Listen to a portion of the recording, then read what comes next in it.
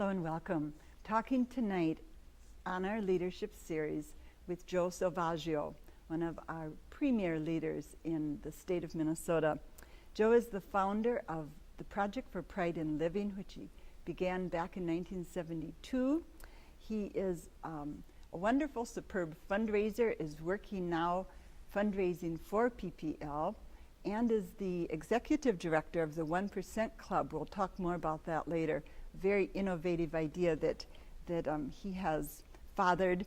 He is on several boards and has been active in our community, serving on many boards. He was the Minnesotan of the Year back in 1996. There is a play coming out about his life that we will be hearing a lot about this next winter called, appropriately, Joe, done at the Great American History Theater. We'll plug that at the end of the show, Joe. And he also just got a wonderful surprise.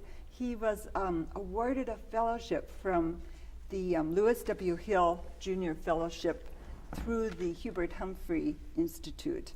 And so he's having fun planning how to use that. So welcome, Joe. Thank you, Mary. It's wonderful good to be here. Have you back.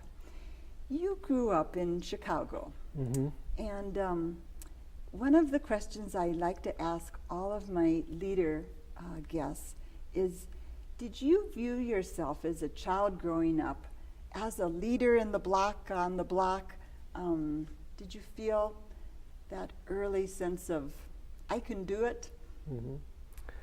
Well, it's hard to say. Certainly not on the block, because we didn't have that many kids in the block, but I went to a Catholic school where there was a lot of good kids that we were around, and so I was always on the the baseball and basketball and football teams, and I was kind of in the what they used to call the popular group, of the of teenagers and things too, and as a youngster, but not the top leader by any means. I was probably more like my mother, who was somebody said to her, and she was even embarrassed at that. She was kind of quiet background person, but she said, "Oh, you're a big fish in a small pond." In other words, she was well liked by the relatives and the friends, but she didn't want to, be in politics or a big leader like that. And so that's sort of even the way I've grown up, I think. I mean, I like to be leader in the sense, I remember those psychological tests where they would ask you, do you want to be, a trombone player or the director or the quarterback or the right. I would always choose the conductor or the quarterback or something. Sounded more exciting. Yeah, to be planning or the coach or something, But I wasn't the outstanding person, just like even now. I'm not the mayor or the senator or a congressman or something, or a big CEO of a big corporation. But you know all the mayors and the That's senators, true, yeah. don't in you? my own little niche of nonprofits and helping the poor, I've had a good career there and know my way around. So it's been a great life and good career. Your parents were immigrants, and your father was the entrepreneur with the awning company. Am I right?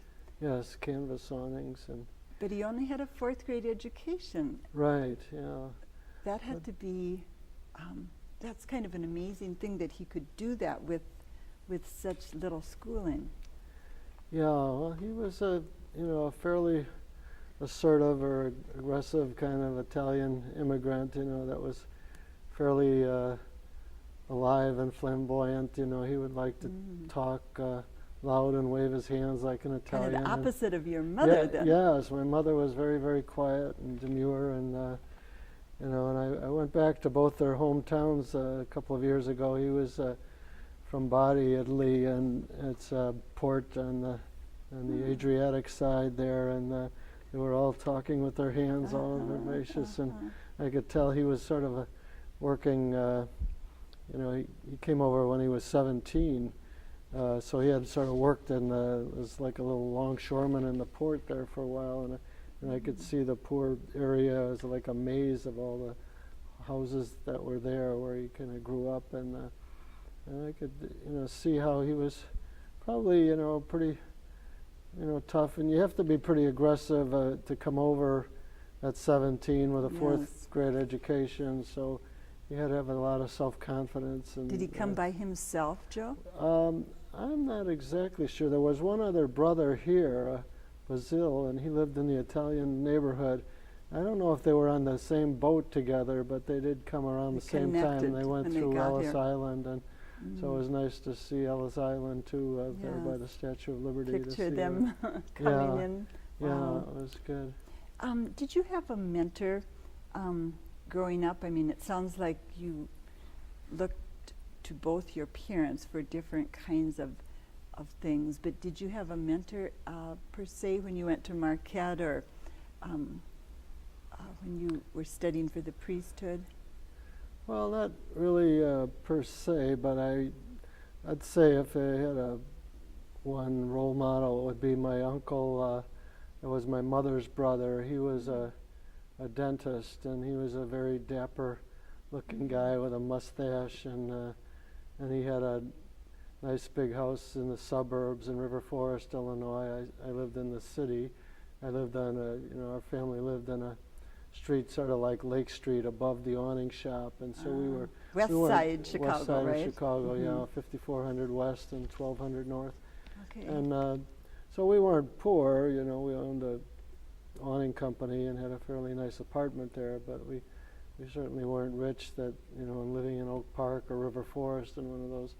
But my uncle was the first college graduate from my mother's family. There were 9 kids, or 7 kids, and the 2 parents. And he went to college and played football and became a professional dentist. So he was kind of my role model more than my dad, because my dad kind of spoke broken English, and and a lot of my friends were kids of immigrants, whether from Ireland or Germany or whatever, and they didn't you weren't proud of that heritage and speak Italian or speak Some ways German. probably wanted to distance yourself a bit, right? Right, you wanted to be more American. Did that make you want to get your college degree because your father did not have that opportunity? Well, it was never even an option. I think they were so geared to getting my brother and me through college that it was just I couldn't even think of not going. It's just So the they education was valued, sure. just thought that was the way to. Yeah. And I wasn't really in love with learning and achieving and all that. I got decent grades because I wanted to please my mother, and she would be very sad if I didn't. You majored in mathematics, I read? Yeah. I went 3 years at Marquette University, but then I went in the seminary after 3 years, so I never got the math degree. BA Yeah, I did. I got it later in the seminary in philosophy, but not in mathematics like I was studying.